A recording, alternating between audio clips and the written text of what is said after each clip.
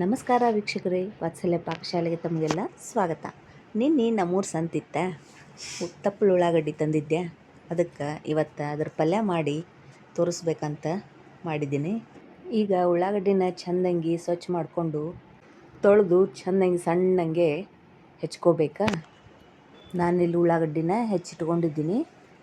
ಹಂಗೆ ಕಡಾಯಲ್ಲಿ ಎಣ್ಣೆ ಬಿಸಿ ಮಾಡಿಕೊಂಡು ಅದಕ್ಕೆ ಸಾಸಿವೆ, ಜೀರಿಗೆ, ಅರಿಶಿನ ಪುಡಿ ಸ್ವಲ್ಪ ಹಾಕ್ಕೊಂಡು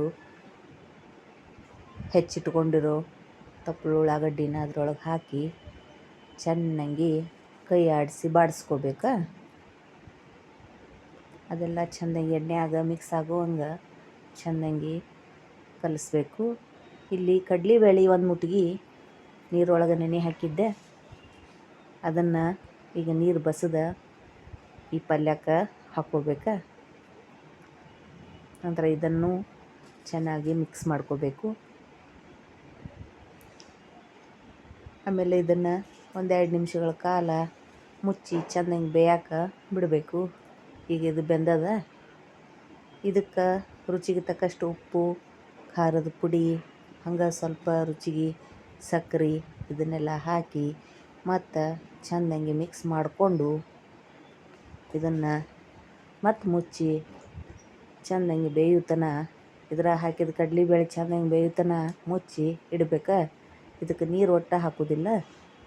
ನೀವು ಬೇಕಾದ್ರೆ ಇದಕ್ಕೆ ಹೆಸರು ಬೇಳೆ, ತೊಗರಿ ಬೇಳೆ, ನಿಮ್ಗೆ ಯಾವ್ದು ಬೇಕಲ್ಲ ಅದು ಬೇಳೆ ಹಾಕ್ಕೋಬೋದು. ನಾನಿಲ್ಲಿ ಕಡಲೆಬೇಳೆ ಹಾಕೀನಿ.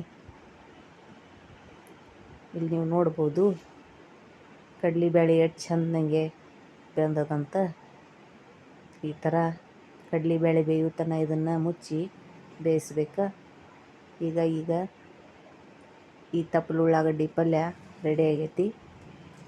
ಈಗ ನನಗೂ ಹಸಿವಾಗ್ಯಾವ. ನೋಡ್ರಿ, ನೀವು ಹಿಂಗೆ ಮಾಡ್ಕೊಂಡು ತಿನ್ನಿರಿ. ಇಲ್ಲಿ ನೋಡ್ರಿ ಎಷ್ಟು ಚೆಂದಂಗೆ ಆಗೈತಿ ಉಳ್ಳಾಗಡ್ಡಿ ಪಲ್ಯ.